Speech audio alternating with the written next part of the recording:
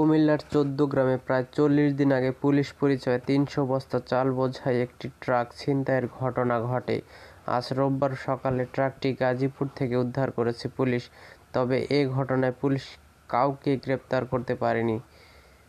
এ ছাড়া উদ্ধার করা সম্ভব হয়নি চালও। আজ বিকেলে ১৪ গ্রাম থানার ভারপ্রাপ্ত কর্মকর্তা ওসি মোহাম্মদ হিলাল উদ্দিন আহমেদ প্রথম আলোকে এই তথ্য নিশ্চিত করেছেন। ঢাকা-চট্টগ্রাম মহাসড়কে উপজেলার মিরসানি এলাকা থেকে গত ১৫ জানুয়ারি চালক ও হেলপারকে অস্ত্রের মুখে জিম্মি করে ট্রাকটি ছিনতাই করা হয়েছিল। এই ঘটনায় ১৭ জানুয়ারি ট্রাকের মালিক সাদ্দাম হোসেন বাদী হয়ে অজ্ঞাতনামা ৪ জনের বিরুদ্ধে ১৪ গ্রাম থানায় মামলা করেছিলেন। মামলার উল্লেখ করা হয়, ১৪ জানুয়ারি বগুড়ার রেলগেটের ৩ মাথা এলাকা থেকে কিবরিয়া ট্রেডার্স অটো রাইস মিলের ১৫ টন চাল ৩০০ বস্তা নিয়ে ট্রাকটি কক্সবাজার উদ্দেশ্যে রওনা করে।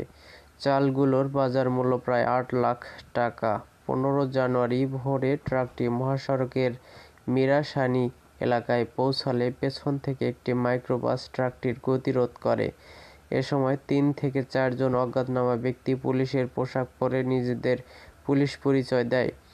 এক পর্যায়ে তারা চালক মোহাম্মদ মিরাজুল ইসলাম ও হেলপারকে অস্ত্রের মুখে জিম্মি করে ট্রাক থেকে নামিয়ে তাদের মাইক্রোবাসে তুলে নেয়। এ সময় মিরাজুল ও রবিউলকে প্রথমে চোখ বেঁধে পরে হাত পা বেঁধে মহাসড়কের দৈলবাড়ি এলাকায় ফেলে দিয়ে চাল বোঝাই ট্রাকটি নিয়ে উধাও হয়ে যায় ওই ব্যক্তিরা।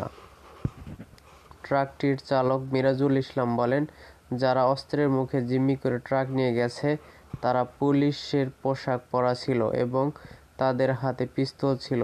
তারা গাড়ি থামিয়ে আমাকে ট্রাক থেকে নামতে বলে। এ সময় তারা বলে, আমার ট্রাকের ভেতরে নাকি অবৈধ মাদকদ্রব্য আছে, গাড়ির কাগজপত্র দেখাতে বলে। আমি কাগজপত্র দেখাতে চাইলে তারা আমি এবং আমার সহকারীকে অস্ত্রের মুখে জিম্মি করে মারধর করে। তাদের ব্যবহৃত গাড়িতে তুলে চোখ এবং হাত পা বেঁধে ফেলে। পরে ডাকাত দল আমাদের দৈলবাড়ি স্কুলের সামনে ফেলে দিয়ে ট্রাকটি নিয়ে পালিয়ে যায়। মহাসড়কে দিন দিন বেশি অনিরাপদ হয়ে পড়েছে, চালকদের কোনো নিরাপত্তা নেই।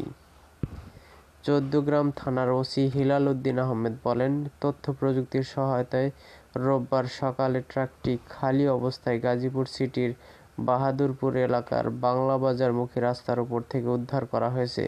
তবে এই ঘটনায় এখনও কাউকে আটক বা লুট হওয়া চাল উদ্ধার করা সম্ভব হয়নি। ছিনতাইয়ে জড়িত ব্যক্তিদের ধরতে পুলিশের চেষ্টা অব্যাহত রয়েছে।